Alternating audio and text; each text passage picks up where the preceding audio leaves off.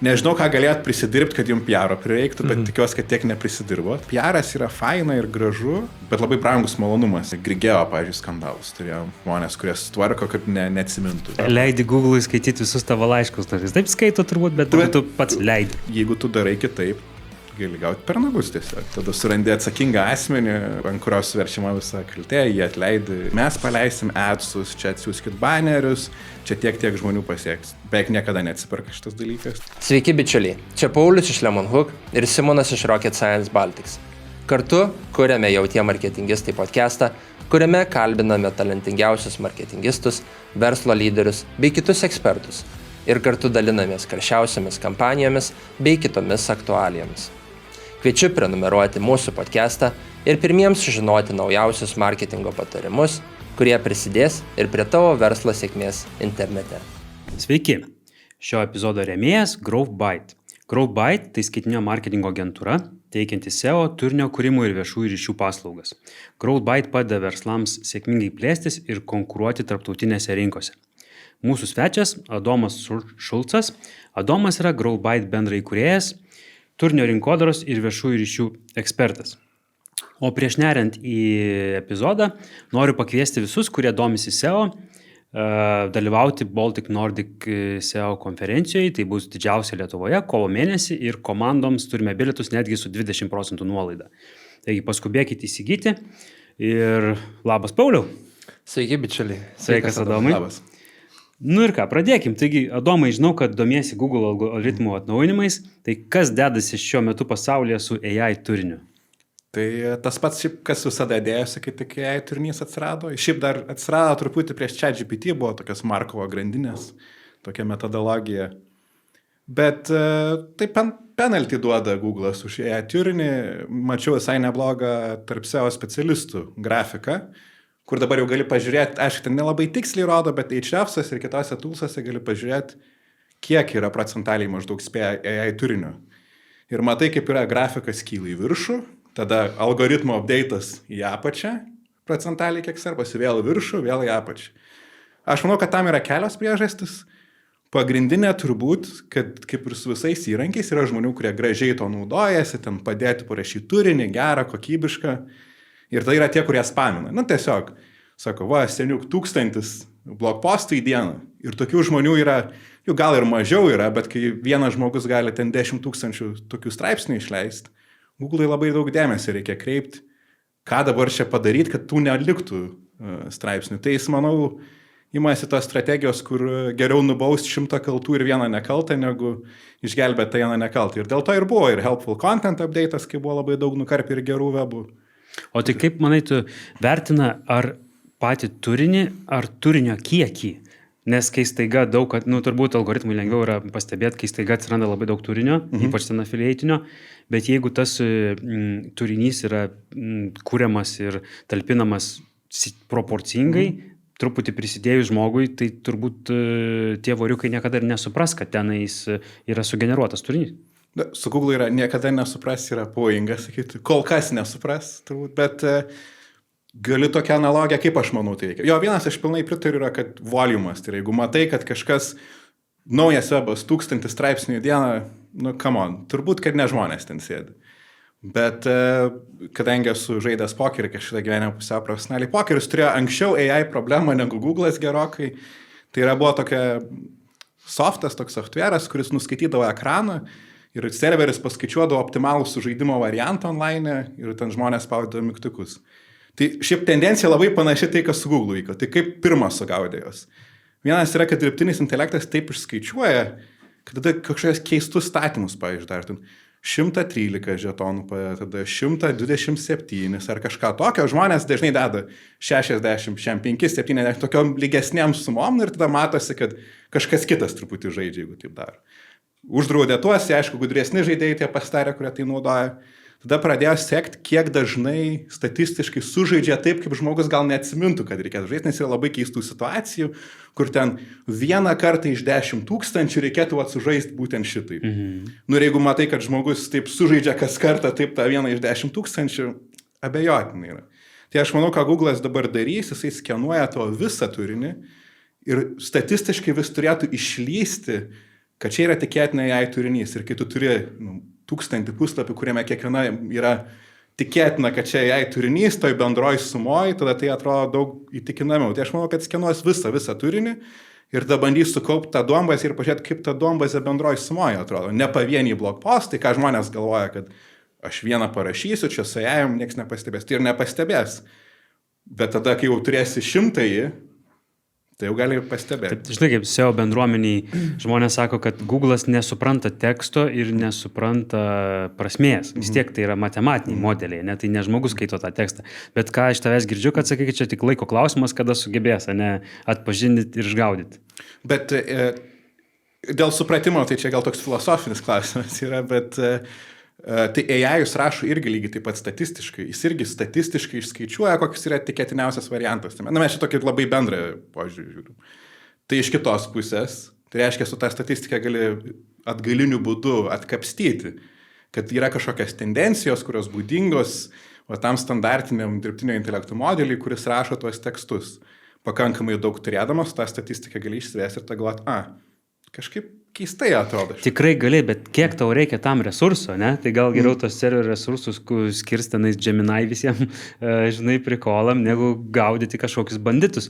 Bet jeigu tie banditai pasiekia turbūt tenais, nežinau, milijoninės apyvartas per pusmetį, tai turbūt tada skiria tam dėmesį. Jo, jeigu tu ten reitinguojasi top 90 vietoje su savo AI turiniu, tai aš manau, Google tikrai nerūpi šitai. Kas jam pradeda rūpėti, kai tavo affiliatiniai straipsniai ar dar kažkokie patenka ten į top 10 jau ir mato, kad tavo AI webas yra, tai jau taip nefainai turbūt jam atrodo. Vis tiek Google tikslas šiaip sutampa iš dalies su SEO specialistų tokiam idealiam pasaulio tikslu yra tvarkinga internetą. Kaip atrodo daugelis gerų SEO praktikų, jos yra realiai sutvarkyk gražiai savo webą iš techninės pusės, parašy gerą turinį. Tai yra tiesiog ir nupirk 300 backlinkų. Taip, šitas yra kitas klausimas, bet bendrai didžioji dalis praktikų yra tiesiog tvarkingas webas iš esmės. Google'as to nori ir jeigu tu darai kitaip, gali gauti per nagus tiesiog. Taip. Bičiuliai, šiandien tarp kitko, ar žinojai, Simonai, kad švenčiam jubiliejinį 20 jau tie marketingistų epizodą? Galvojau, pasipošę, atvariau su baltais marškinėliais, bet matau, kad vyrai jūs irgi nelabai švenčiat, tai gal sakau per 30 paminėsim. Šiandien mūsų tema yra PR'as, tai galbūt galėtum, Adomai, pasidalinti, kas tas yra PR'as, su kuo jis valgomas šių dienų kontekste. Tai PR'as šiaip tokia standartinis apibrėžimas, kur daugelį vadovėlių pamatys, yra, kad yra reputacijos valdymas arba reputacijos kontrolė. Bet čia gal tokio labai tradicinio, apie kurį galėsim šiek tiek pašnekėti. Aš manau, kad skaitmeninis marketingas arčiau būtų interpretacijų valdymas. Nes didžioji dalis dabar tiek yra turinio ir taip toliau, kad susidarai įvairių įspūdžių apie įmonės, apie žmonės ir taip toliau. Ir viešojo ryšių specialisto ar komandos darbas yra pateikti tokią interpretaciją iš teksto, kad tas žmogus įsitikintų tuo, ko tau reikia. Reputacija yra šalia susijusi, labai artimas dalykas su tuom, bet iš esmės tai yra interpretacijų pateikimas tokių, kokios tau yra naudingos tavo verslui, kažkada ir vis dar tavo valstybei ir kitom institucijom. Čia labai filosofiškai priėjai prie šito klausimo, apibrėžimo. Jo, tai dabar galim prie paprastesnių, ko skiriasi tradicinis gal PR'as nuo to, kaip buvo daromas anksčiau. Aš aišku, jau negyvenau to laikotarpį, nedirbau, kai daug to tradicinio PR'o buvo. Bet vienas iš požymių, kas buvo, tai turėdavo iš esmės tokia labai paprasta veiksmų grandinė. Yra įmonė arba institucija, kuri nori paskleisti kažkokią žinią, jinai nueina pas žurnalistus, sako, tekstas, jūs išleiskit. Jie išleidžia, visuomenė, žmonės, pirkėjai paskaito ir ties tuo pasibaigia. Gauti atsakymą iš visuomenės į tavo ten kažkokį parašytą tekstą buvo gana sunku. Tai jis toks buvo labai paprastas tam tikrą prasme, kad didžioji dalis viešųjų ryšių specialistų buvo vertinami pagal tai, kiek jie kontaktų turi gerų. Toks tavo darbas buvo toliau nuo rašytojo arčiau klientų vadybininkų, iš esmės tik su žurnalistais dirbi. Su skaitmeniniu PR yra tokia išskydimas visko. Gali nueiti pa žurnalistai, išleidi press-release, bet tada ateina socialinės medijos, žmonės komentuoja, gauna atsakymus, kažkas kažką atkapsto, Tada ta grandinė tokia nebėra vienpusė, jinai vyksta į visas pusės ir tarp labai daug. Ir dar dažniausiai tokiuose, kur yra daug konkurencijos versluose, tai yra tavo konkurentai, kurie gal kitaip apie tai nori pašnekėti ir kitokias interpretacijas pateikti. Ir toks nuolatinis yra virimas tokiai visai toj grandiniai, kuri buvo anksčiau gerokai paprastesnė. Tai dabar viešųjų ryšių specialistas ir komanda yra mažiau klientų vadybininkai, kurie su žurnalistais dirba, bet ir rašytojai, duomenų analitikai ir dar visokia krūva, kartais ir marketingistai toje vietoje. Tai toks yra daug labiau pasklidęs po visur tas darbas ir ta patys sritis. Bet vis tiek turi turėti žurnalistų kontaktus. Taip, tai šitas visada išlieka, tai yra labai naudinga turėti žurnalistų kontaktų, juos artimai kažkokius palaikyti, bet irgi šitas yra pasikeitimas, tradicinis PR'as daugiau lokalizuotas buvo. Dabar, pavyzdžiui, mes turim lietuviškus verslus, kurie nori Amerikoje leisti straipsnius, kažkokias naujienas, ten pasiteikinėti savo įmonį. Tai jau sudaryti santykius su Amerikos žurnalistais yra gerokai sunkiau, nes jeigu norėtum su lietuviais, tai mes čia galim susiskambinti, nueiti pietų, visas tas toks tradicinis vadybinis darbas šitoje. Tai su Amerikos žurnalistais jau bus sunkiau. Tai truputį asmeniniai ryšiai gal šiek tiek mažiau prasmės turi, dabar kartais geras turinys. Ir kodėl geras turinys, ko dažnai pamiršta viešųjų ryšių specialistai, kad iš esmės tu žurnalisto darbą už jį padarai, tai tik tikėkis, kad jis gerai padarytas ir jam bus visai naudinga. Iš esmės jūs abu laimite, jeigu tikrai geras kažkoks yra dalykas patiktas. PR turbūt yra skirtingi irgi tipai PR, tai earned, owned ir paid media. Galbūt galėtum pasidalinti pagrindinius skirtumus tarp šių? Tai ši pavadinimai daug ką pasako, bet paid media tai dažniausiai yra tiesiog kartais ateina žurnalistai ar kokios nors įmonės, kurie leidžia tam tikrus straipsnius, sako, sumokėkit mums tiek ir mes jums išskirsim žurnale ten vieną puslapį parašysite apie ką norit ir mes išleisim ir ten tiek milijonų pasiek žmonių. Labai dažnai akcentuoja tos pasiekiamus milijonus, kurie dažnai tokie yra kažkur eterį ištirpę, neaišku, kiek iš tiesų žmonių pasiekė. On tai yra visi tavo kanalai, ir čia vienas iš pavyzdžių, kaip sakiau, kaip tas PR'as išskydo į daugiau sričių, tai dabar PR'ą gali vykdyti per savo blogą. SEO specialistai labai nemėgsta to, nes sako, uždėkit NoIndex tada, bet gali, tada dažnai turi YouTube kanalą, socialinės medijas, dar kartais turi kokį nors dar papildomą, ten newsletterį, naujienlaiškį, dar kažką tokį. Ir visur tai galima talpinti. Ir visur tai yra tai, kas tavo kanalui priklauso. Tai iš esmės turi ką pats gali padaryti. Tai yra lengviausiai iš tos pusės, kad tau viskas priklauso, niekas tau, joks redaktorius neteis ir nepasakys, kad čia negalima. Sunkiau iš tos pusės, kad reikia suvaldyti labai daug skirtingų žmonių, kurie turi savo skirtingų interesų, ypač didesnėse įmonėse. Kartu ir gali net ir paid adsų kanalą naudoti tam, kas irgi retai daroma, bet galima tai padaryti. O earned tai yra tai, ką žmonės turbūt ir įsivaizduoja to tradicinių PR-ų. Tai yra, aš nuėjau pas žurnalistą, sakau, žiūrėk, turiu labai įdomių dalykų tau papasakoti ir jis sako, gerai, parašysiu straipsnį, išleisim. Aš tai gal atskirčiau, tai toks labai vadovėlinis papasakojimas, bet yra toks, ką aš siūlyčiau atkreipdėmės iš tuose kanaluose. Kas yra labai svarbu, kaip išmokti vertinti tos kanalus. Tai vienas kriterijus, ką paid media, toj kanale, kur moki pinigus, ką reikia išmokti, įvertinti pasiūlymus.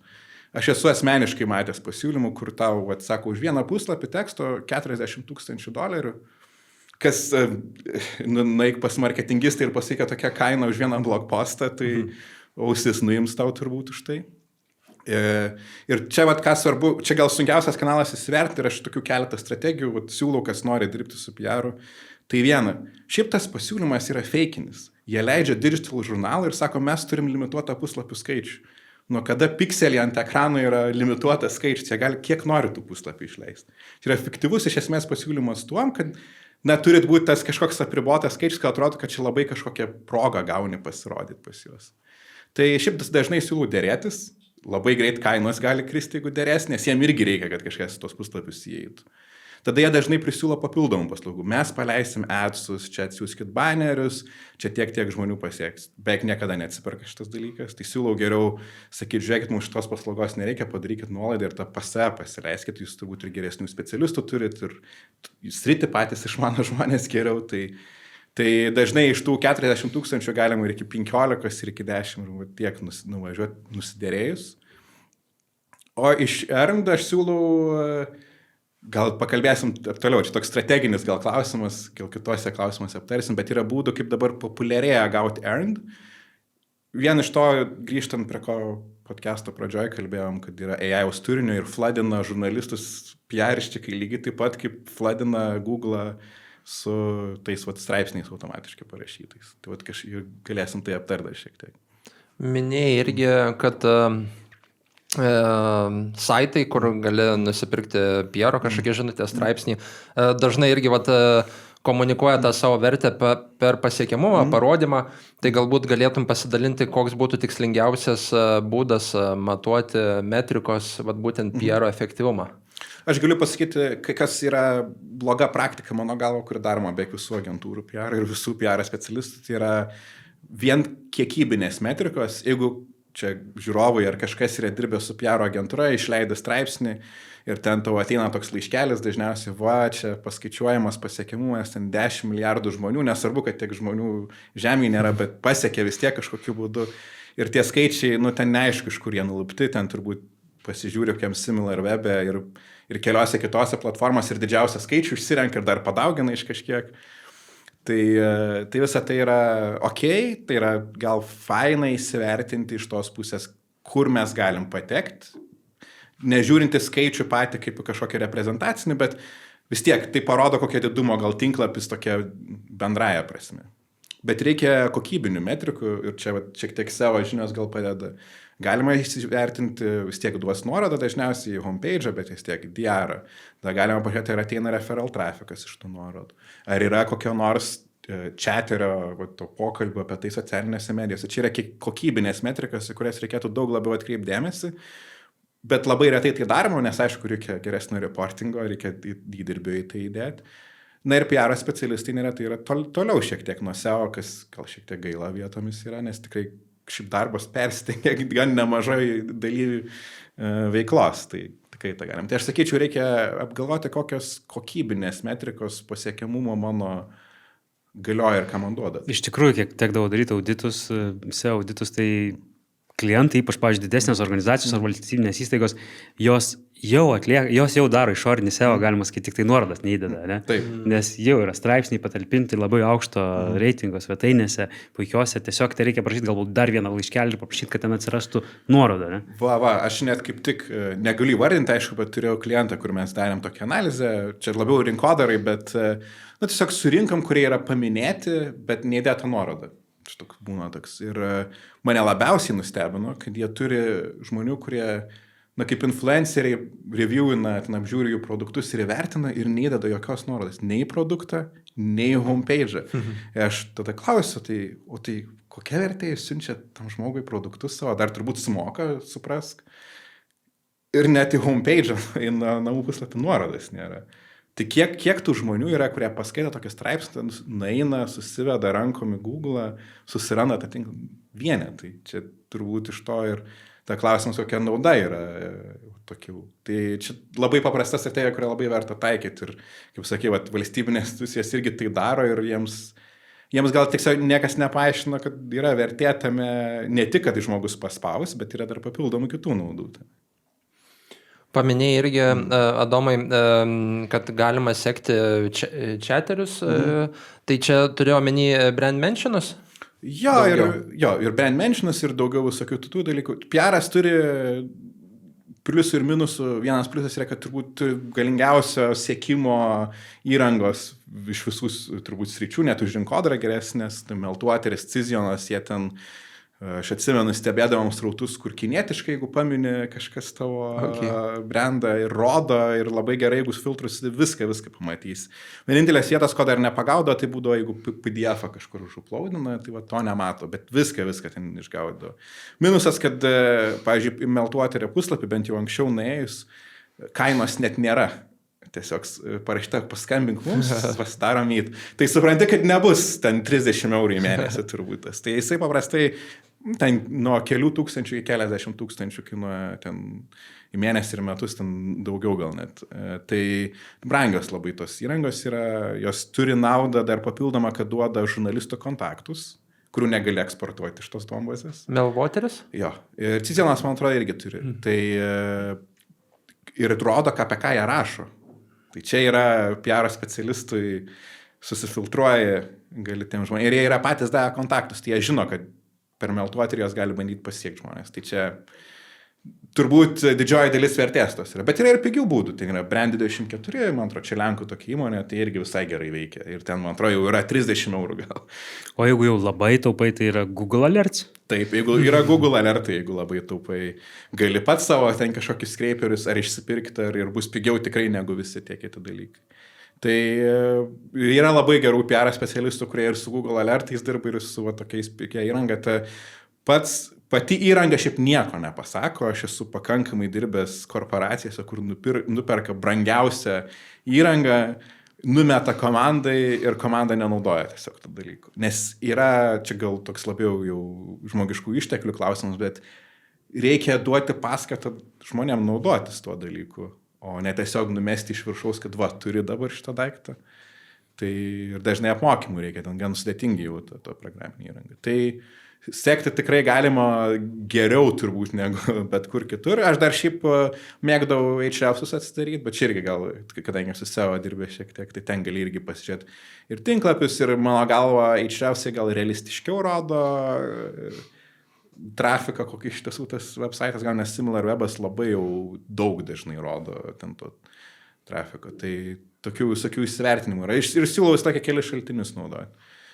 Na, aišku, mes dar turim vietoj pasidarę ir visokių tokių vietinių sprendimų, kaip, pavyzdžiui, žurnalistų duombazę sudaryti pačiam savo rankomis, tai čia SEO specialistai šitą žinai yra Help a Reporter Out, Haro vadinasi, dabar Quoted vadinasi ir dar N tokių.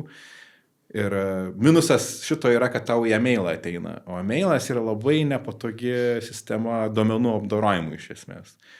Tai aš, pavyzdžiui, asmeniškai esu pasidaręs ten iš Google Sheets API, iš Gemini ir iš dar kažko, iš e-mailo API-us, kad man tiesiog perskaito Gemini's tos laiškus, kurie ateina iš tų žurnalistų ir sukelia man į Google Sheetsus ir atskiria kokią industriją, ko klausia, ko reikia, kokio žmogaus ir kur e-mailo nuoroda, kad aš galėčiau pasispausti. Daug patogiau iš karto. Tai va čia toks homebrew. Leidi Google'ui skaityti visus tavo laiškus. Jis taip skaito turbūt, bet tu pats leidi. Jo, tai man atrodo, jis jau perskaitęs daugiau laiškų yra, negu mes galvojam. Tai šito nebijau kažkaip, kad mano Gmailą, kuris dar pakurtas specialiai šitam reikalui, skaito Google'as, nebijau šitą. Čia kaip Simonas irgi paminėjo, kad yra daug verslų, kurie užsakinėja straipsnius, bet neįdeda nuorodos, tai turbūt tas Google Alert nusistatymas galėtų būti toks kaip vienas iš praktinių irgi nesunkių patarimų, kaip sekti tuos brand mentionus arba prekinio ženklo paminėjimus internete. Gal galėtum pasidalinti galbūt daugiau praktinių patarimų, būtent verslams startuojantiems arba galbūt kažkokie jau pradžią darantys su PR, kaip planuotis tą PR, tikslų ten kažkoks nusistatymas ir turbūt įdomiausias klausimas tai finansai, biudžetų nusistatymas.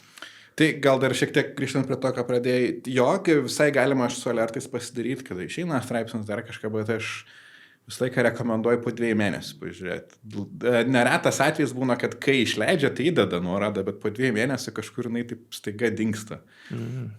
Tai yra nemažai ir aš taip kažką statistiškai bandžiau skaičiuoti, tai man atrodo apie 20%, 17 kažkur tam rėži būna, kad su laiku pradingsta, tas laiko tarpas labai skiriasi kai kuriuos tinklapiais. Tai tada gali papinginti, kad davai sugrąžinkit tą nuorodą, aš čia visai man jas reikia. Ir turbūt sąlygas reikia įsivertinti irgi prieš perkant, nes galbūt kartais neįsivertini, bet ten būna limituotas laikas, ten tik 0,5 metų laikys tą tavo nuorodą. Tai aš šiaip bendrai siūlyčiau, jeigu tą tokį paid nedidelio masto, tai yra, kur perki tiesiog išėjimą kažkokiam žurnale, outletą dar kažkur, šiaip pasitarkit su savo komanda visą laiką, jie visai gerai tas kainą žino. Aš kai dirbau pats taip tiesiogiai PR komandai, mes dažnai parašydavom, sakom, žiūrėkit, turim tokią galimybę nusipirkti tokią nuorodą tokią vietoj, norit susimesti. Nes kartais mums per brangu vieniem būdavo mūsų komandai tokiam biudžetui, bet SEO komanda kartu pasivertina, koks ir gal ir būdavo atveju, kad susimetam, nusiperkam šitą nuorodą. Tai čia šiaip labai bendradarbiauti ir su outreach'u, kur bandyti pasiekti žurnalistus, labai daug yra gerų galimybių. Tai pavyzdžiui, ką rekomenduočiau, pirmas sutaupimas, praktinis patarimas, jeigu dirba įmoniai. ir turi to saito komandą, kurie tas atgalinės nuorodas perka. Tai jau turbūt turi kokį bastreamą, kažką tokio pasiekiamumo. Sakyt, dai, paskolink. tai tą patį darysite iš esmės. Ir nereikės antros licenzijos ar dar kažko ir kartu pasidarysit ir stupys toje pinigai. O bendrai, tai pradėti PR-ą, klausimas, ar jums iš vis jo reikia. Toks dažniausiai, jeigu tai paprastai tariant, kam jo nereikia, tai yra dažniausiai lokalizuoti verslai. Jeigu jūs turite vietinę odontologijos kliniką, nežinau, ką galėt prisidirbti, kad jums PR-o prireiktų, bet tikiuosi, kad tiek neprisidirbot. Nes tada jau nebent krizių komunikacijos reikia, bet bjaurus reikalas ir šiaip jau tada samdyti agentūrą, kai jau prasidėjo krizė, bus labai brangu. Bet jeigu jau turi kažkokių, nežinau, ambicijų siekti globalių verslų ir taip toliau ir ten konkuruoti, tai jau ten prasideda to PR-o galimybės. Ką aš rekomenduoju tokiem verslam, pagalvoti, ar mes visus pinigus gerai išnaudojam rinkodarai pirmiausia. Nes labai dažnai PR-as yra faina ir gražu, bet labai brangus malonumas ir yra pigesnių ir geriau atsiperkančių malonumų, tai yra dažniausiai dėti pinigus į SEO, į paid adsus, į turinio rašymą ir ten geresnis, paskačiuojamesnis gal net tas graža yra. Su PR-u yra bėda, kai ten 2 metai kartais atsiperkamumas. Tai kur tada ta riba tarp digital PR ir off-site SEO? Tai ta riba yra, kad vienas yra pasiekiami kitokie žmonės, antra dažniausiai publikuoja kitokius straipsnius, trečia, tu turi, kaip sakiau, tą interpretaciją, kurią nori pateikti. Iš esmės, off-site'as tai ką, tematiškai rašo apie kažkokį produktiškai susijusią dalyką. Tavo, jeigu viena iš strategijų tas thought leadership, lyderystė, tai tu jau pateikinėjai savo žmonės, kurie išmano kažkokioje srityje. Ir čia yra gal svarbiau, pavyzdžiui, B2B verslams. B2B PR-as yra, aš tik čia jau labai nukrypstu nuo temas, bet B2B PR-as yra sudėtingesnis tuom, kad žurnalistam yra nuobodesnis, nes tai, ką veikia verslai tarpusavį, žurnalistam paprastai neįdomu.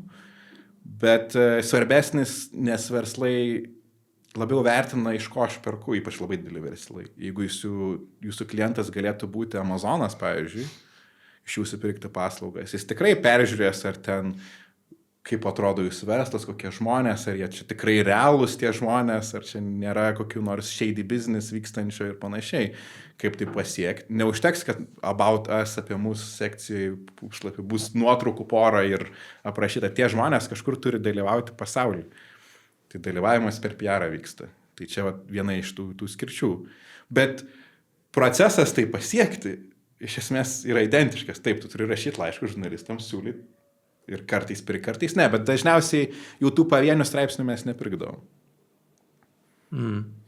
Palėtėjai tą irgi galbūt kampą dėl B2B PR-o, tai galbūt galėtum pasidalinti, kuo skiriasi B2B nuo B2C PR-o. Ir turbūt tas B2B atveju irgi, kaip tu sakai, galbūt nelabai įdomu, kokias naujas stakles gamybininkai nusipirko, bet visą laiką įdomu, su kuo į vakarėlius eina vadovas tos įmonės, tai tuo kitu kažkokiu kampu. Jo, tai aš vis laiką sakau, kas B2B PR daro, yra tokia viena taisyklė, kas žurnalistam įdomu yra, jeigu didelis muša mažą, tai yra dažniausiai, jeigu verslas kažkaip kitas ar kažkoks, tiesiog kažkaip su vartotoju gal negražiai elgėsi, viena populiariausių temų yra. Bet jeigu tokio didelio ryčio reikia, bet tada reikia iš esmės duomenų analizės daryti ir taip toliau. Tai kuo skiriasi bendrai, tai B2B yra sudėtingesnis, nes paprastai tavo temos yra nuobodesnės žurnalistam, B2C yra paprastesnis, nes tu labai arti vartotojas ir gali, pavyzdžiui, labai įdomių tyrimų pasidaryti apie vartotoją pagal savo duomenis, ką tavo vartotojai iš tas perka ir taip toliau rasi, kam tai bus įdomu, bet tavo vartotojai bus mažiau įdomu. Nes kasdieniam žmogui ten PR-as yra dažnai mažai įdomu. Ir čia formuojant gal strategijas, aš tikrai jaučiau dėmesį, kad šiek tiek skiriasi nuo rinkodaros to požiūriu.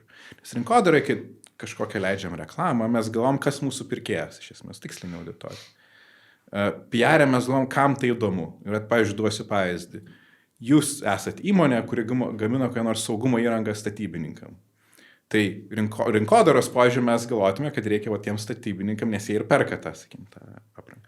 Bet iš tiesų, tai, kad jinai ten apsaugo nuo 13% daugiau sužeidimų, daugumai statybininkų turbūt nėra baisiai įdomu šitas dalykas, net dar ir sunku ant savęs įsivertinti, kas yra 13% mažiau sužeidimų. Kam įdomu yra tų įmonių vadovams, kurie galvoja, tai man dabar mažiau žmonių ten išleisti kažkur reikės, tada perskirsti darbuotojus ir taip toliau. Ir toj skaliai, kai yra 2000 statybininkų, 13% mažiau sužeidimų jau kažkokią reikšmę turi. Tai rinkodaro žmogus galvotų, kad aš turiu šitam žmogui, tai yra statybininkui, kuris iš manęs pirks tą gal produktą tiesiogiai. PR žmogus galvotų, kad man reikia pasiekti tuos žmonės, kuriem tai įdomu ir kurie gali kažkaip paveikti tos sprendimus ir siūlyti savo darbuotojams, jūs pirkit gal šituos.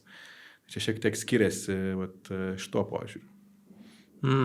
Ar galima išnaudoti PR ir kažkokio aukštesnių lygmenių, nežinau, įtakojant ir kitas organizacijas, valstybinės organizacijas, kad mes čia tokie ir tokie gražus?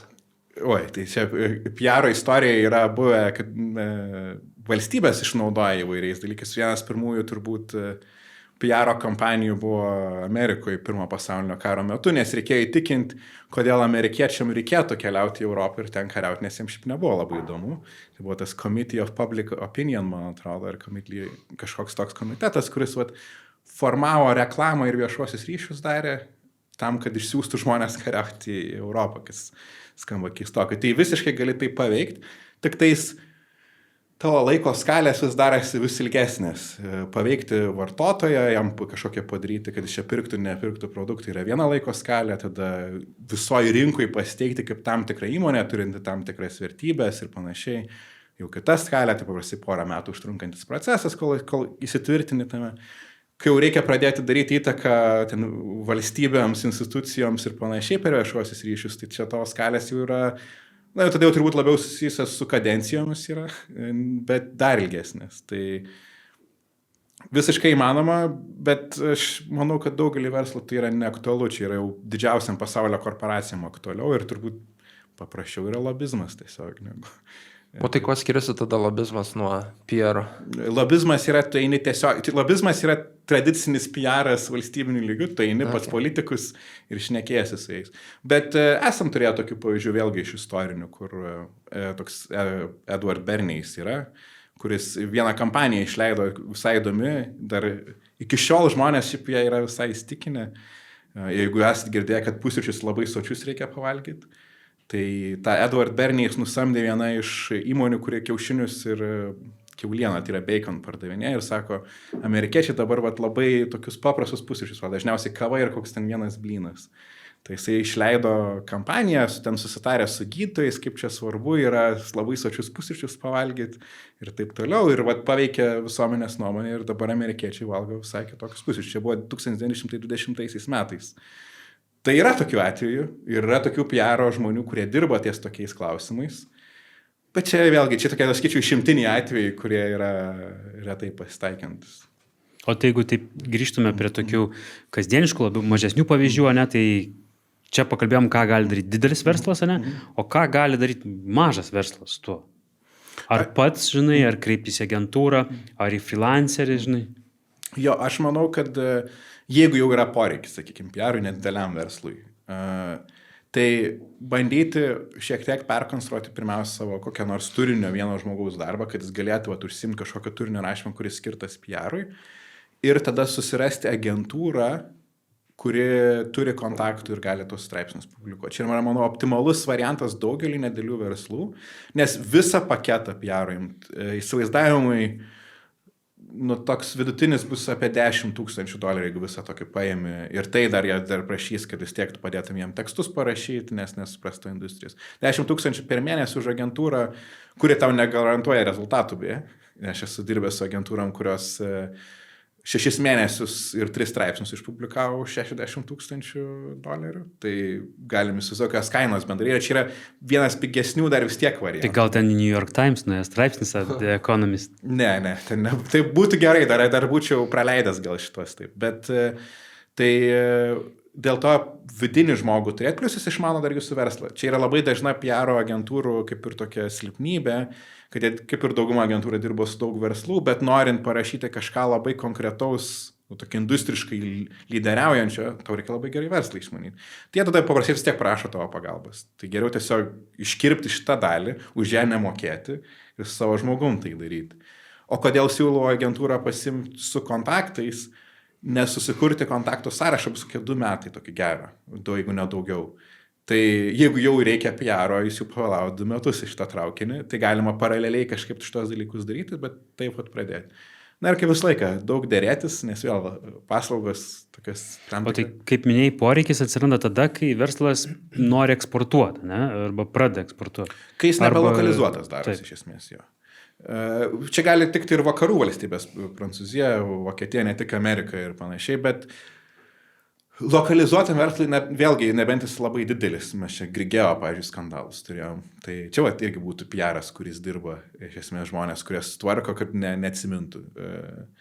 Žinau žmonių, kurie dirba su Avia Solutions Group tam tikrais klausimais. Tai yra tų įmonių, bet jos paprastai vėl grįžtam prie to, kad jos yra milžiniškos, jos turi kažkokį vaidmenį, gal netgi valstybės valdyme jau tam tikrų būdų, kaip Avia Solutions Group jau turi kažkokių ryšių vis tiek su tuo, kad jie oro uostam iš esmės teikia lėktuvus. Tai yra. Tai žodžiu, ką tu sakai, kad aklai pirkti digital PR viešų ryšių paslaugų neverta, ne? Geriau pergalvoti ir galima tada turėti daug geresnę kainą ir rezultatą. Taip, ir nes klausimas, o ką tu bandai to pasiekti? Nes PR darbas, kaip sakiau, yra nustatyti tam tikrą požiūrį apie tavo žmonės, įmonės, apie tavo verslą, apie tavo produktus, bet tokia bendresnė prasme, negu tai atlieka rinkodara. Ir tas paskaičiuojamumas grąžos yra daug sunkesnis ir jisai daug vėliau atsiperka. Tai turint galvoje, kad verslai turi limituotus resursus, ar tai tau tikrai tai bus tas dalykas, kuris neša? Ir matai, pažiūrėjus iš SEO pusės, Google'as kažkaip nori priskirti tą entitę, ne, kad tu esi rinkodaristas, tu SEO specialistas, tu čia apie lėktuvus gali kalbėti, tu čia dantistas, ne, odontologas. Tai tada tau digital PR'as gali padėti šitą tikslą pasiekti galbūt greičiau, ne, susikurti tą turtą, ne, Google akyse, kad tu gali kalbėti tą temą. Taip, tai čia vienas iš irgi tų papildomų iš savo pusės, bet vėlgi, kai tau šitas dalykas pasidaro aktualu, tu jau esi pasiekęs tam tikrų savo rezultatų. Dažniausiai čia jau yra, kai stumdaisi su dideliais verslais dėl 3, 4, 1, 2 vietos jau tuose labai kritinėse raktinėse žodžiuose. Bet šitas yra, mes irgi formuojam visą laiką taip, kad reikia, pavyzdžiui, irgi vėl praktiniai patarimai. Jeigu pristatinėjai žmogų, turėti konsistent aprašymą, visą laiką vienodą apie jį, kad tas entity, tas esinys jam prisiskirtų tas aprašymas. Tada, aišku, pagal visus tos principus, ten socialinės medijas to žmogus nurodė, nuotraukas turėti ir taip toliau. Su verslu lygiai taip pat. Pavyzdžiui, jeigu tu rašai žmogus, kuris yra tokio verslo atstovas, kablelis, koks tas verslas yra, irgi turėtų būti pastovus dalykas, kad Google'as galėtų priskirti, apie ką tas verslas yra. Tai padeda, bet vėlgi, sakau, čia yra tas atvejis, kai tu jau esi pasiekęs tam tikrų rezultatų. O kuo skiriasi, galbūt gali pasidalinti PR-ui kuriamas turinys ir SEO kuriamas turinys? Ar jis turėtų būti lygiai taip pat optimizuojamas kaip ir SEO? Mes esam šitą dalyką svarstę ir bandę.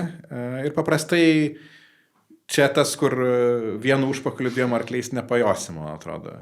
Tai atvejis, nes jeigu kuri pagal SEO, tai yra iš esmės limituotas temų laukas, reikia vis tiek pagrindinio raktažodžio, kuris kaip yra iš esmės apsprendžia, apie ką tu rašysi ir tada yra visi papildomi raktažodžiai. Tai PR komandai tuoj pat baigėsi tie resursai, kurie apie ką jie apie tai gali rašyti. O kaip tik yra labai platus laukas tų temų, kurios tiesiog gali apie savo verslą kaip industrijos žinias skleisti kitiem.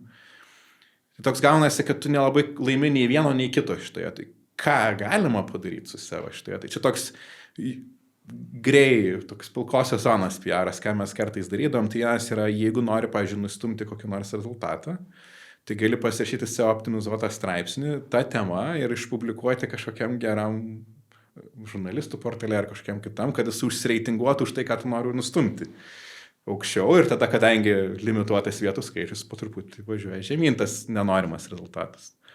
Tai iš esmės, ką tu sakai, tai bus išorinis SEO, tai bus apie raktinį žodį, o digital PR'as bus apie prekės ženklą arba asmenį.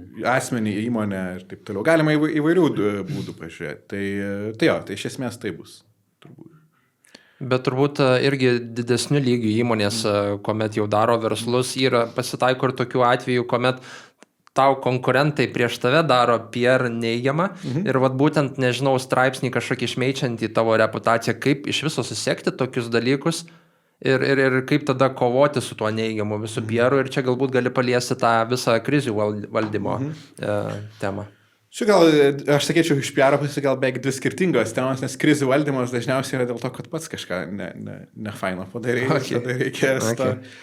Šiaip tokia praktika, kad ant tavęs labai važiuotų to konkurentų taip tiesiogiai atvirų tekstų yra gana reta, nes yra kita efektyvesnė priemonė ant tavęs važiuoti yra teismai.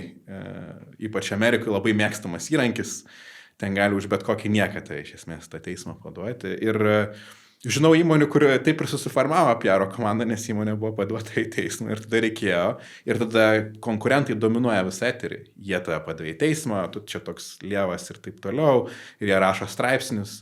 Ir jeigu tu paliksi tai savieigai, geriausia atveju nekaip atrodys. Net jeigu tai išteisins po kelių metų, nes tarp teismų procesai užtrunka. Tai kartais susiformuoja PR komandas taip, kaip atsakas iš esmės į tokius veiksmus. Kaip kovoti iš tos pusės, tai taip turit sekimo įrankius turėti.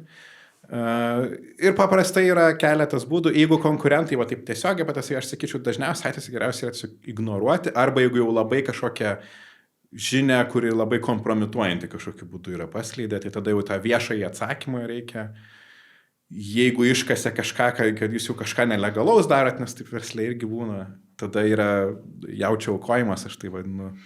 Tada surandi atsakingą asmenį, ant kurios verčiama visa kaltė, jie atleidi ir ties to istoriją. Pabaigi istoriją, ne tokiu būdu. Jo, čia toks yra vienas iš PR strategijų yra valdymo. O krizių komunikacija, kur dažnai vyksta viduje, tai būna kartais, kad, pavyzdžiui, atleidžia žmogų, jis ką nors ten parašo internete. Tiesa, netiesa yra, šituo atveju čia yra labai nesvarbu yra. Nes žmonės patikės kažkuria pusė ir dažnai tiki darbuotojų, ne įmonė, nes įmonė galios pozicijai beveik visą laiką yra. Ir laiko nelabai turi čekinti viską, žinai, taip, scrollinę antraštės tik praskaitai. Tai va, tai kaip į tai reaguoti yra visokių tų atvejų. Dažniausiai toks yra vienas iš dalykų, ką mes dažnai darydavom, tai stebi tiesiog. Jeigu žmogus Reddite parašė vieną komentarą, tau tikrai nereikia viešo pranešimo publikuoti, nes to viešas pranešimas daugiau dėmesio suteiks tai naujienai, negu jinai turbūt tiesiog paims ir numirs ten. Jeigu jau ten labai sklinda, tada jau prasideda tas viešoji komunikacija, su viduj, su direktoriai suformuoja, kaip čia mes tą komunikuosim. Čia tokį irgi galiu istorinį pavyzdį, kuris su PR susijęs, kaip PR'as iš įvairių sričių mokinasi. Kai rašai tokius atsakymus, yra toks angliškas terminas plausible deniability. Čia būtų įtikinimas, paneigimas, kažkas tokio. Tai tokia yra istorija, kad kai sovietai Afganistano karą pradėjo, amerikiečiai nelabai norėjo, kad jiems ten gerai sektųsi, tai jie slapta pirkdavo sovietinius ginklus iš aplinkinių valstybių ir Afganistano ten kariuomenį ir pasipriešinimų jos tiekdavo. Ir su jėtam truputį keistai atrodo, kad staiga šalis labai gerai ginkluota, nors jie kaip ir tų ginklų nedavė. Ir amerikiečiai gūšė apie šį sako, ką žinau, taip nutiko. Tai iš esmės, kai rašai tekstą tokį atsakomai, tu pasirašai jį taip, kad būtų akivaizdi viena interpretacija, bet tavęs laiką gali kažkom apkaltinti. Tai jeigu tave apkaltins, kad yra tas kitas perskaitimas, kur ne, aš taip visą laiką ir sakiau. Čia toks teksto formavimo būdas yra. Ir mes, kai tą komunikaciją, bent jau aš kai formuodavau, bandydavau tą tekstą surašyti taip, kad aš žinau, kad jeigu mane apkaltins, aš galiu pasakyti, ne, tai čia žiūrėk, čia taip reikia šitą tekstą perskaityti. Ir tada tu išvengi to antrojo blogo, nes vienas iš minusų krizių komunikacijų, tu niekada negali taip stipriai kažkokią vieną taško pozicijas užsiimti. Ir nereikėtų. Nes kai užsiemi pozicijas, jis toje vietoje esi silpnas, kas nors gali apkaltinti, paneigti. Ir jeigu nebeturi kaip pasitraukti, to krizių komunikacija byra. Vis laiką pasilieki išėjimų, kur galėtum kažkaip išmanevruoti iš tos vietos. O galim gal prieiti prie kažkiek, jeigu gali pasidalinti iš kasdienio darbo kažkokių, tai žinai, ką pavyko pasiekti kažkokių tikslo rezultatų klientam, žinai, būtent šitoj srity. Jo, tai tokias du gal įsimintinesnius atvejus ir vieną tą labai ilgosios perspektyvos, tai mes vieno įmoniai darėm tokį tradicinį B2B PR, tai tas thought leadership, kur atėjami žmonės, jie pasaka protingus dalykus, Tai pradžiai labai taip, gal depresyviai atrodo, žinai, nes ten rašai, ten keli spausdina, atrodo, nieko nevyksta, bet po kokių metų su pusė pradėdavo sakyti, ten koks naujas lydas įkrentų, skaičiau tavo straipsnį, davai pasikalbam. Tada yra buvęs atvejis, kur atėjo ten turėjo būti pokalbis apie tai, ar keltis ten kontraktai iš esmės aukščiau. Atėjo pardavėjai, atėjo ten vienas iš tų produktų ownerių ir sako, tam produktui, aš tavo straipsnį skaičiau. Iš karto pokalbis yra 10 kartų lengvesnis, nes jūs jau turite už ko užsikabinti. Ir tas yra labai lengvas, laisvas pakalbėjimas toks. Ir tada jūs ten kaip draugai gal truputį apie tą straipsnį pasikalbat ir tada pardavimas daug lengviau vyksta. O po to jau buvo, kad net rašydavo žurnalistai patys, sako, gal gali duoti komentarą. Štai mes matom, kad jūs labai daug apie šitą temą rašę esat ir taip toliau. Tas įdirbis žodžio pasiteisino. Jo, labai. Bet čia turiu galvoje 2 metų laikotarpis minimum. Kam duotum tada pirmenybę? Ar straipsniai portale, ar straipsniai LinkedIn'e? Ar jie iš vis veikia, ar yra stiprus kanalas, kai nežinau, brandai ir žmonės, iš esmės žmonės, kuria straipsnius LinkedIn? Aš visą laiką kitur duočiau, ne LinkedIn'e, bet kokiam, kur yra, nes matai, LinkedIn'as jau tavo owned media priklauso iš esmės. Tu pats parašai ir publikavai, kažkas šitokio kieto. O tai jeigu žurnalistas išpublikuoja tavo straipsnį, atrodo kažkaip rimčiau jau. Atrodo, bent kažkas kitas parašys už tave LinkedIn'e. Ar gali būti toks variantas? Jeigu kitas žmogus pasakoja apie tave, tai geras variantas, bet visą laiką geriau. Žurnalistas kažkaip yra pasitikėjimo lygis gal kitoks, plus žinot, koks tas. Ir vis tiek LinkedInas uždaresnis bus negu naujienų portalas. Bet visą laiką galima pernaudoti tą turinį, kurį išpublikavo žurnalistas, visą laiką rašai savo postą, tada kolega parašo postą apie tave, žinai, ir toks tas ratas yra. Tai visą laiką šitoje vietoje ir tas, sakau, su laiku atsiperka ir tikrai įdomių labai rezultatų, beje yra ir buvęs ir liūdnesnis rezultatas. Tai per kažkokią ten klientų vakarėlį prie vieno žmogus, sako, aš tavo straipsnį skaičiau, o tas žmogus nebuvo savo straipsnio skaitas. Ir jis bandė jį kalbinti tuo klausimu, tai ten sakė, gavosi sunkokai šitas dalykas. Tai stipru. Jo, tai būna ir tokių atvejų, tai skaitykit savo straipsnius, kuriuos rašo. Tai šitas, sakau, man atsiperka per labai ilgą laiką ir reikia tiesiog komitinti tam iš esmės. O kita strategija, kurį aš manau dabar, aš jau matau, net nemanau, ir PR bus labai populiari, ir rinkodarai bus labai populiari. Jeigu pastebėt, HRF su paskutiniais kartais blogą, pavyzdžiui, jie neberašo beveik tokių temų, kaip kas yra ten raktiniai žodžiai. Aš padarėm tyrimą, surinkom tokius duomenis, tokios yra išvados. Ir dabar visiškai šitas turinys dominuoja. Lietuvoje irgi matosi, aš pažiūriu kitus technologinius verslus, atsirado nauja rolė, iš esmės PR data analyst vadinasi, kurie atsakingi už tokių publikacijų. Tai mes irgi tokį darėm. Bet tai buvo originaliai prieš išeinant iš praeitos darbuotojas ir buvo mano idėja, kad reikėtų šitą dalyką daryti, nes galima labai kietų dalykų papasakoti. Tai žurnalistam buvo labai įdomu iš karto. Tik tais tokius duomenim grįstus researchus padaryti ir nusiųsti žurnalistam labai ima. Tai mes su to išėjom į MSN, į Newsweek, į labai didelius portalus. Mes ką gal tik blogai padarėm, mes truputį taip kuklinomės kaip lietuviai, kad čia gal atsargiai reikia kažkaip čia, jeigu ką, kad čia aš dariau ir čia, kad jeigu kas nors apkaltint, kad čia lievas tas research, tuo tokia approach jam, kur reikėjo tiesiog agresyviai varyti ir stipriau ir būtų geresni rezultatai iš esmės iš to buvo. Bet čia buvo toks gal, sakau, lietuviško kuklumo, kad mes gal čia nepakankamai geri amerikiečio medija ir taip toliau. Sukurti tokį turinio vienetą reikia daug daugiau resursų ir pastangų ir žinių, ne? Tai kaip ir sakai, dėl to net pozicija atskira atsiranda, taip. Kad gebėti rinkti duomenys, juos analizuoti, nes tu tiesiog pasiėmęs copywriterį ar nusamdęs žurnalistą, tu tyrimo negausi, ne? Taip. Tu gausi tekstą apie kažką. Taip, bet aš ir sakyčiau, čia yra dabar turbūt top PR strategija, kad jeigu gali daryti PR viduj, sakykime, su vidiniais resursais, tai reikia vieno žmogaus su duomenim susijusia, kuris tokius galėtų, ypač jeigu turite įdomių vidinių duomenų, nes čia dar įdomių galima padaryti. Tada vieną rašytoją ir jūs šitos dalykus darot, plus vienas rašytojas ir jūs publikuoja tos thought leadership straipsnius. Tai viena tokia lėta strategija, kuri palaiko tą dėgymą PR-ui ir vienas tas yra, kur tokias bombinius researchus darot. Kodėl? Su thought leadership gali išeiti, iki tokio vidutinio lygio jau, didelio pasiekiamumo, bet The Economist neparašys nieko įdomaus apie jūs ir ten Financial Times ir vat, visi tie, kur visi nori papulti. Bet jeigu labai gerą padarysit tyrimą, gali ten jau papulti. Ir tada jūs turit coverinat visas savo Čia bazės. priminiai vieną istoriją, kai prieš keletą metų skaičiau Backlinko Brian Dean straipsnį apie tai, kad jeigu nori gauti backlinkų, žodžiu apie išorinį SEO, tai reiškia padaryk kažkokį tyrimą, kad ir nedidelę, pateik statistinius duomenis, išvadas ir panašiai. Ir aš galvoju, wow, kaip kietai. Ir aš pradėjau skaityti toliau jo paties tuos padarytus tyrimus ir jis kai kur paminė tą imtį ir tenais 5 respondentai, 10 atvejų ir staiga tas portalas ir rašytojas, kuris tau atrodė, wow, įspūdingas, taip stipriai sumenko, nes jis pasirodo moka labai gražiai pateikti turinį, kurį labai daug kas cituoja, nes grafikėlį pasicituoti labai, naudinga, prasminga ir kuri turi vertę didinti savo, ne website'o, bet kai negiliau žiūri, kad tas researchas jis labai jau toks, šakėm per vandenį. Tai Simonai galėsi padaryti savo tyrimą, kur tuos linkus, kiek verslų apsiklausk 5 verslus ir kiek linkus sudėjęs į straipsnis.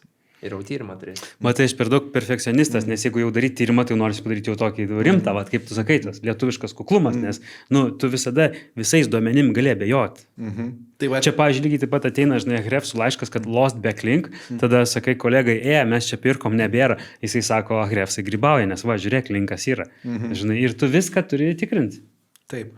Tai aš šito netgi truputį prisibijau, kad šita rolė atsiranda, nes duoda žmonėm, kurie kūrybingai gali pateikti tekstą, nebūtinai teisingai, su duomenim dirbti, kaip yra tas posakis, yra melai, dideli melai ir statistika. Tai duoda, kombinuoja šito žmonės kartu ir tikrai yra. Aš irgi esu, Kevin Indig yra toks irgi savo specialistas, kažkada parašė, ir kažkokią aš neprisimenu tyrimą padarė, kad čia ten dėl AI overview, čia toks patekimas, aš tą pasižiūrėjau, koks efektas yra, kokia ten jeigu tai padarai, koks pokytis yra. Ten buvo 0,01 ir dar variacija yra tiek, kad į 0 arba į minus arba į pliusą.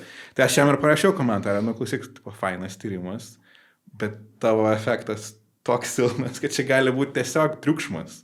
Bet čia ir bus, aš manau, dar po to dar kitas lygis, kur žmonės vieni kitų tyrimus pradės vertinti ir čia pakankamai gerai padarai. Nes jeigu tavo imtis yra 5, tai tu galėjai tiesiog sugalvoti savo tyrimą. Kam tu klausai tų 5 žmonių, tiek pat pasako, kiek tu tiesiog būtum sugalvojęs atsakymus. Tai nežinau, ar kada prieisim prie to, bet tarp duomenų analitikų, man atrodo, yra artimiau tas, kad pasidalini savo duombazę. Bet parodytum, jeigu nori, pats eik ir skaičiuok. Dabar kol kas šito nematom. Aš porą kartų į Ahrefsų klausiau, ar pasidalintume, tai nesidalino. Tai, bet gal ten jie laiko, kad ten jų įmonės kaip intelektualinė nuosavybė ir taip toliau. Bet šitos praktikos, aš manau, prireiks. Nes kitaip, turėsi tokius tyrimus. Tai gal, žinai, jeigu atsiras žmonės, kurie kuria tokius tyrimus, tai atsiras žmonės, kurie atkreips dėmesį, ar čia tikrai tiesa, ne? Šiaip būtų įdomi platforma arba kažkoks sprendimas, kuris validuotų tyrimų ir kažkokie duotų skalę, žinai, tipo tyrimų legitimacy. Žinai, kai tas tyrimas vyksta kažkur medicinoje arba tenais, nežinau, gamtos moksluose, fundamentiniuose ir kur marketinge. Mes visi marketingistai mokam pateikti dalykus šiek tiek gražiau, negu jie yra, ne? Jo, tai ir moksliai yra problema, kad nesutikrina visų, yra tokie 2 žmonės Data Colada, vadinasi, jie tokie tinklapį turi. Kur buvo jau prigavę labai garsių mokslininkų, kad ten truputį kažkur pakopijuota duomenų buvo, kurių iš tiesų nebuvo ir taip toliau, bet mokslai nesugaudo. Tai aš manau, kad sugaudyti rinkodarai čia visus šitos bus neįmanoma, bet grįžtant prie to, aš manau, čia bus išskirtinumas tiek turinio prasme, nes tu gali tai savo blogą publikuoti, gali sugalvoti temas, kurias įdomu žurnalistam ir publikuoti ir duoti jiems. Bet žinai, kaip man atėjo dabar tokia mintis, kad net ir tu būdamas sąlyginai nedidelis verslas, tu turi kažkokį unikalų know-how ir tu gali paimti tos 5 keisus, ten, pavyzdžiui, nežinau, ten B2B verslai, kuriem atsibodo būti distributorių lentynose ir jie ten daro kažką, kuriasi savo brandą.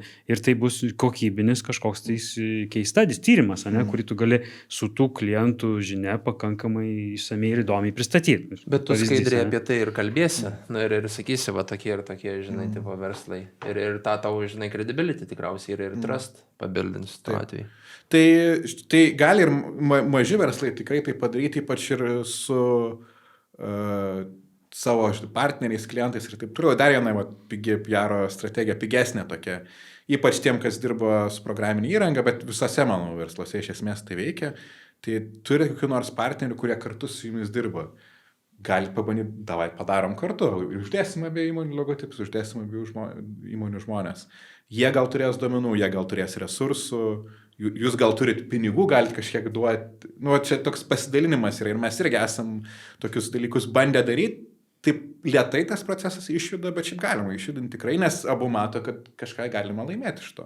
Čia toks kaip labai pažengęs Link Exchange. O tai, palauk, jūs GrowByte patekė buvo į Think with Google, ne? Čia klientai buvo mūsų Tai kokia ten istorija? Ten buvo, mes turim tokią strategiją, dabar reikia papasakoti. Kokia yra didelių verslų problema? Case study. Šiaip labai sunku case study yra gauti. Ką mes padarom, mes surandam, paprašom, sako, surašykite kokios programinį įrangą. Slack, kas Teamsus naudoja, neprašom. Slack, ten dar kažką ir panašiai. Mes tą sužiūrim jų tinklapius, aišku, automatizuotų būdų, ar jie turi case study sekciją ir ar ten duoda backlinką. Ir tą sakom, hei, mes naudojam jūsų programinį įrangą jau tiek metų. Žiauriai džiaugiamės šito dalyku. Gal norėtumėt, kad mes apie jūs parašytume case study. Ir labai daug verslų labai gerų backlinkų gali gauti. Mes Oxlabsuose pradėjom šitą, kai dirbom. Tai aš asmeniškai rašiau case study Google Cloud'ui ir jie turi dar backlinką iš Google Cloud. Ir po to dar Google Cloud atstovai atvyko į office, aš kiek atsimenu. Tai veikia šitas dalykas. Tai va taip mes tiem klientam gavom iš Think with Google ir tada jos dar pasikvietė į konferenciją Dubline. Jie pristatinėjo savo rezultatus. Tai labai veiksmingas dalykas, tik tais darbo reikia ir kai jau su tokiais verslais kalbėjau, reikia šiek tiek žmogaus, kuris gražiai moka rašyti ir gerai jam pateiks viską ir panašiai. Nes jau tokių darbų netiduodi savo juniorui daryti, nes nieko blogiau nenutiks, bet gali tiesiog nepatikti tiem žmonėm ir po to santykiai sunkus. Beje, kiti klientai yra pasakoję, kad panašiai buvo, jam dar pasiūlė, kad sako, tai dar duosim 3 mėnesius savo software nemokamai naudotis. O klausyk, gal yra kažkas patirties su Wikipedia? Ar jos reikšmė mažėja su laiku, ar ne? Ne, Google akise, jeigu apie Google aš nekam, tikrai nemažės. Google'as yra vienas iš tokių slaptų išsipirkimų.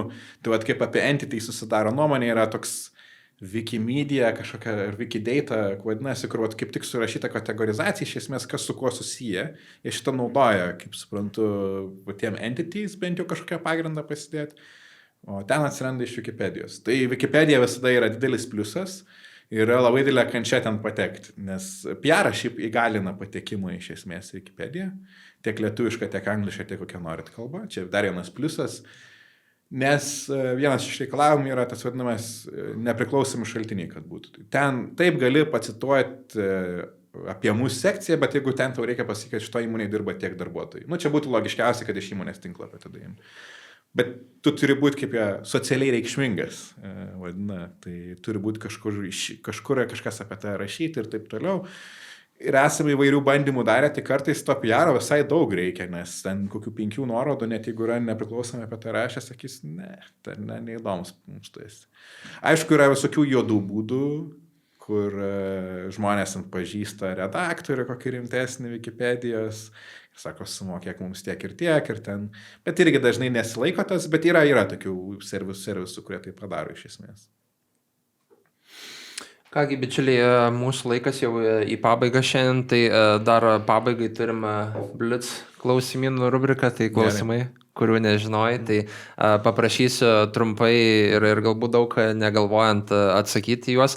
Tai šiek tiek palėtėme mes tą temą iš PR pagrindinių strategijų ir viena iš jų yra tas vadinamasis news hijacking. Ir turbūt teko matyti prieš pastarąsias kelias savaitės išėjo tas viral video, kur pingvinas atsiskyrėlis nuo savo bandos eina link kalnų ir ten visi internetas pakvaišo, kad ten ieškot savo kelio ir atitrūk nuo bandos.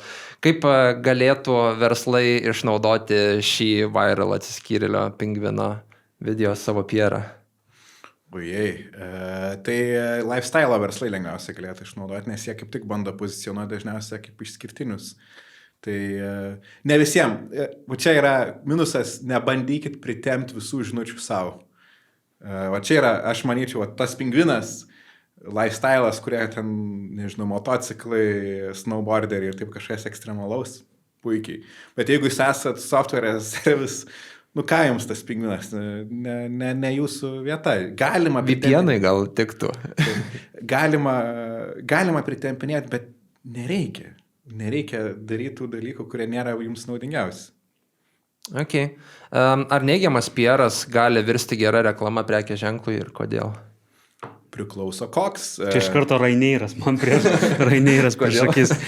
Tai ten, nežinau, kiek šitą istoriją tikrai ar ne, bet buvo pats Raineiro direktorius davęs interviu, kad geriausias klientas tai girtas miegantis lėktuvė ir su kreditinė kortelė rankų. Arba stovimos tos vietos irgi buvo. Arba kad tualetus panaikins, jo, ir panašiai. Tai Raineiro, aš nežinau, socialinės medijas matė, yra ten, kur pasidaro selfie plika žmogus ir Raineiro accountas klausia, ar tu skrendi į Turkiją. Tai tokių gali, čia labai, žinai, kas yra neigiamas PR'as. Ten, kur buvo, aš dabar neatsimenu kokia įmonė, bet atsiminsi tikrai šitą istoriją, kur per Coldplay, man atrodo, koncertą ten įmonės direktorius HR vadovė apsikabinę buvo. Tai ten buvo daug neigiamą PR ir aš nemanau, kad jis naudą išėjo, ten daug kas atleisti buvo ir ten tokio lygio neigiamas PR'as buvo gerai, tik tai, kad brand search padidina. Tada visi tavo įmonės labai ieško kokias 2 savaitės, nes visiems įdomu. Bet toks minor, kur toks yra ta millennial su ironija. Toks truputį kandus PR'as kartais gali tikrai išvirsti gerą, bet labai saikingai to reikia ir labai atsargiai, jeigu nori gerų rezultatų. Okay. Ką rinktumės? Turėti prieėjimą prie 100 žurnalistų ir gerą santykį ar krištolinį rutulį, kuris nuspėja ateitį, bet turėtum blogus santykius su žurnalistais? Tai turbūt krištolinį rutulį. Tai žinotum, kuriam labiausiai tavęs reikia artimiausiai ateityje. Ir žinai, nesvarbu, kokie blogi santykiai, jeigu jam labai reikia tai, ko tu siūlai, tai ir užsimerks turbūt tą momentu ir padarys, ką reikia. Okay. Ir paskutinis, šiaip LinkedIn irgi mėgsti labai daug ir rašyti apie duomenis, labai daug duomenų tavo gyvenime, tai toks gal platesnis, gali jau kai pažiūrėsi, tai pažiūrėsi, filosofinis galbūt klausimas, ar viską galima pamatuoti ir kodėl? Ir ar reikia viską pamatuoti? Nereikia viską pamatuoti, gal ir galima, bet nereikia. Vienu požiūriu, duomenis skaičiai yra tas pats kaip kalba, jie tik reprezentacija tam tikra pasaulio yra. Tik kitokia, kad kažkur yra įmonės sąskaita padėta, jinai tiesiog yra tikrovės veiksmų reprezentacija. Tai mes galim lygiai tą patį kalbą nupasakoti. O kai pradedi viską matuoti, čia gal, nežinau, galima gal kritiką tokiam žmonėm išreikšti, yra tie labai žmonės, kurie užsihaipinė yra viską optimizuoti savo gyvenimą. Reikia keltis 5 ryto, išgerti. Kaip Paulius. Nekišk mane šią patraukinį. Jo. Tai ir man kartais, aš kaip ir suprantu intenciją, nes viskas žiauriai gerai performance gyvenime ir taip toliau, bet reikėtų atsiminti, kad gyvenime labai daug gerų dalykų įvyksta labai keistais etapais. Čia nukrypstant, tokia Fleetwood Mac yra grupė roko, kurie išleido Rumors, laikomas viena geriausių visų laikų roko albumų. Ir jie išleido, kai visi skyrėsi, turėjo problemų su narkotikais ir alkoholiu. Ir ten tikrai niekas 5 ryto nesikėlė ir nebėgiojo ir negeria smūtį. Ir tai buvo vienas sėkmingiausių visų laikų muzikinių projektų. Tai šitas nebūtinai tai yra pasiekiama per tą optimizavimą gyvenimo ir paskaičiavimą, kaip man reikia gyventi. O kitas yra, reikia kartais pasidžiaugti gyvenimu. Reikia paleisti tos skaičius ir tiesiog leisti tam chaosai, kuris yra ir kartais nesuprantamas. Jisai toks. Kartą per mėnesį atsikels 6. Nu, va. Sekmadienį vieną. Tai va. Tai aš manau, taip, man patinka duomenys, bet nereikia persistengti. Ačiū, Adomai. Ačiū, bičiuliai. Nu ir ką, dar visai pabaigai turim padėkoti rėmėjui ir šiek tiek viešųjų ryšių vaisių skirti GrowByte. Taigi GrowByte jokių visiems klientams vienodų darbų sąrašų, verslo strategijas kuriančių praktikantų ar standartizuotų paslaugų paketų. Tik darbas atitinkantis jūsų verslo poreikius. Ačiū, viso. Ačiū. Ačiū, kad iki galo išklausėjai dar vieną jau tie marketingistai epizodą. Viliuosi, jog pavyko išmokti kažką naujo ir su nekantrumu laukite išbandyti ir pritaikyti savo versle. O dar visai prieš pabėgant, kviečiu prenumeruoti mūsų kanalą, spausti patinka ir aktyviai dalintis savo mintimis komentarų skiltyje, bei taip prisidėti prie didžiausios marketingistų bendruomenės kūrimo Lietuvoje.